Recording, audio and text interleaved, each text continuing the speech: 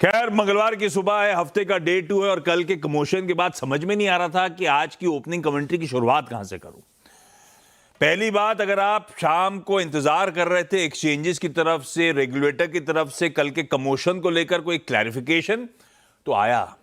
और वो लेकिन बहुत, मेरे ख्याल से 11 बजे रात में उसके बाद वो क्लैरिफिकेशन आता हुआ नजर आया एनएसई की तरफ से कि जो सीएएस था वो हमने सेबी की गाइडेंस में इंप्लीमेंट करा है। इंप्लीमेंट करने की वजह थी ट्रांसपेरेंसी, फेयर और रोबस्ट प्राइस डिस्कवरी के लिए।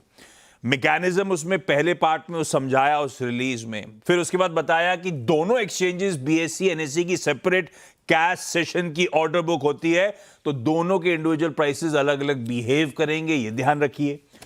उसके बाद उन्होंने एक स्टडी बताई कि प्री ओपन में क्या हुआ था, होता है, और कैश में क्या हुआ।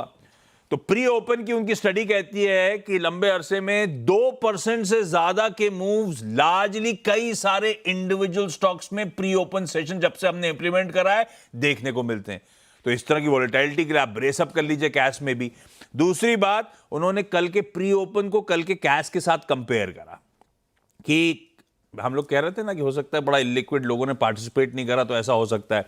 तो उन्होंने बताया कि प्री ओपन में 403 ट्रेडिंग मेंबर्स ने पार्टिसिपेट करा था। ग्राफिक प्लेट हो तो खींचिएगा, 403 थे प्री ओपन में। कैश में तो बल्कि उससे ज्यादा 515 ट्रेडिंग मेंबर्स पार्टिसिपेट करते हुए नजर आए, और यूनिक पैंस जिन्होंने पार्टिसिपेट करा उनकी संख्या भी उन्होंने आपके सामने शेयर कर दी। और वो रिलीज में ये कह रहे हैं कि धीरे धीरे ये मैच्योर होगा, बेहतर होगा विद टाइम।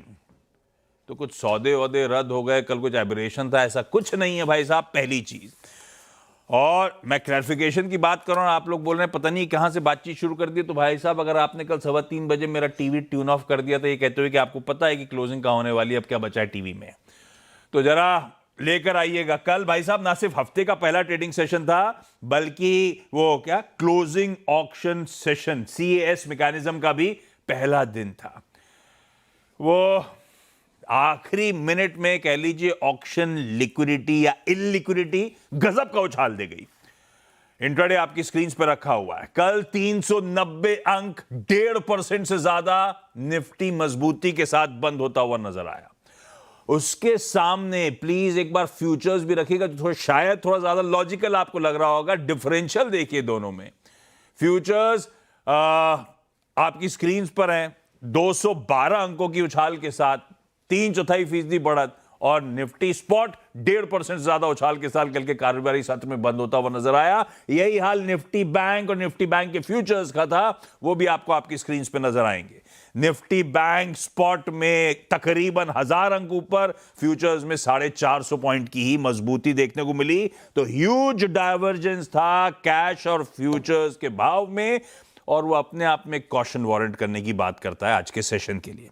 प्रूडेंट है कि हम और आप वेट एंड वॉच के मोड में चले जाएं, उसी अप्रोच को इख्तियार करें जब तक मार्केट इस सीएएस मैकेनिज्म से अपने आप को एडजस्ट करे।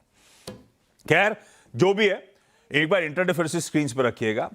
उस लास्ट मिनट सर्च के जलवे अलग होंगे, एक लास्ट 2 मिनट 328 ऑनवर्ड्स वो मैचिंग होती है, तो आखिरी के 1-2 मिनट के जलवे अपनी जगह है, लेकिन अपने आप में सेशन बढ़िया था कल। बहुत बढ़िया गैप के साथ शुरुआत हुई, उस गैप को बुल्स ने पूरे टाइम मेंटेन कर रखा था, बढ़िया एडवांस डिक्लाइन के साथ, एडवांसेस के फेवर में था, तो स्क्रीन तो बढ़िया थी कल की। और आज एक चुनौती वाला दिन होगा। आज निफ्टी 50 के वीकली कॉन्ट्रैक्ट्स की एक्सपायरी सामने खड़ी हुई है, कैश का डे 2 है और खूब रिजल्ट हैवी डे है। 2 निफ्टी के 9 वायदा बाजार के नंबर्स, अदर देन 2 निफ्टी के 9 और वायदा बाजार की कंपनीज के नंबर्स अवेटेड। और हाँ, एमपीसी का, हमारी आरबीआई की मॉनेटरी पॉलिसी कमेटी का डे 2 कल तड़के सुबह आउटकम आने की तैयारी। खैर, गिफ्ट निफ्टी कह रहा है, लाइए जरा स्क्रीन पे क्यूज पहले। गिफ्ट निफ्टी कह रहा है हम फ्लैटिश रुझान के साथ एकदम सपाट कामकाज की शुरुआत करने जा रहे हैं। ये तो फ्यूचर वाला मामला है, जब स्पॉट वाला मामला नहीं है। तो आज समीकरण इंटरेस्टिंग होने वाले सुबह खुलते से। खैर, लाइए क्विकली एशियन पीयर स्क्रीन पर रख दीजिएगा। गिफ्ट निफ्टी पस्त है, हेडलाइन में प्रोड्यूसर साहब ने मेंशन करा था लार्जली एशिया भी दबाव के साथ ट्रेड करता हुआ आपको नजर आएगा। ये लीजिए आपकी स्क्रीन पे एशियन पीयर्स। अच्छी बात यह है कि वो जो निकाई, ताइवान और कॉस्पी की तिगड़ी है वो ठंडी पड़ती है तो अपने लिए अच्छा ही रहता है, बुरा नहीं रहता, लेकिन यह है एशिया का हाल। दूसरी तरफ यूएस, कल फ्यूचर्स हम डाइजेस्ट करके गए थे, आधे से 2.5% मजबूत, उससे कहीं अच्छा सेशन प्ले आउट हुआ। तीनों बेंचमार्क 1.25 से 2.25% उछाल के साथ ट्रेड कर रहे थे और आज सुबह के फ्यूचर्स लार्जली पस्त पड़े, तो जो डाइजेस्ट किया था उससे अच्छा हैंडओवर है।